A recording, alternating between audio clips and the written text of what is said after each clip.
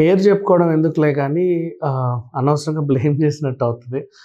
Upcoming writers ఒక ముగ్గురు ఆహ్, ఒక డైరెక్టర్ గురించి ఒక కంప్లెయింట్ ఇచ్చారు. ఆయన ఒక స్టార్ డైరెక్టర్ అనమాట. చాలామంది ప్రొడ్యూసర్‌లు ఆయనకు అడ్వాన్స్‌లు ఇచ్చి కూడా ఉన్నారు. ఎప్పుడూ నీతులు చెప్తా ఉంటాడు. నీతి వాక్యాలు చెప్తా ఉంటాడు. కానీ ఇప్పటికి 5 ఏళ్ల నుంచి మాత్రం ఆ డైరెక్టర్ నుంచి ఒక్క సినిమా కూడా రాలా. ఎప్పుడు ఏవో ఒక నీతులు అవి ఇవి చెప్తా కాలం చెల్లుకుంటూ ఉంటారు. అండ్ మిగతా సినిమా ఈవెంట్‌లకి వెళ్తా ఉంటాడు. అక్కడికెళ్ళి ఆ ప్రొడ్యూసర్‌లకి బిస్కెట్‌లేస్తా ఉంటాడు.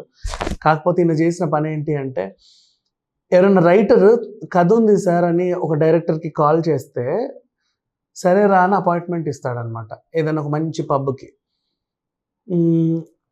చెప్పిన టైంకి రైటర్ వచ్చి కూర్చుంటాడు. ఈయన ఒక గంట లేట్‌గా ఎళ్తాడు.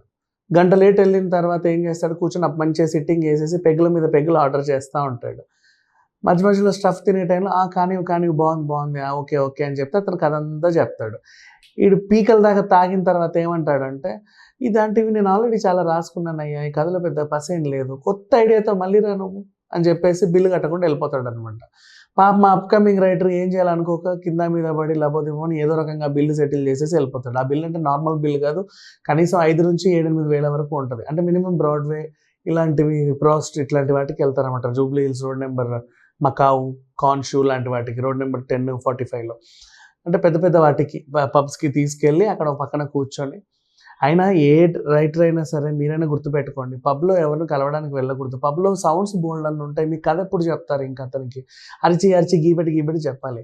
ప్లెజెంట్‌గా ఎక్కడైనా సరే అయితే మోస్ట్‌లీ ఆఫీసెస్‌కే వెళ్ళాలి. ఆఫీస్‌లకి వెళ్లి కూర్చుంటేనే పనులవుతాయి.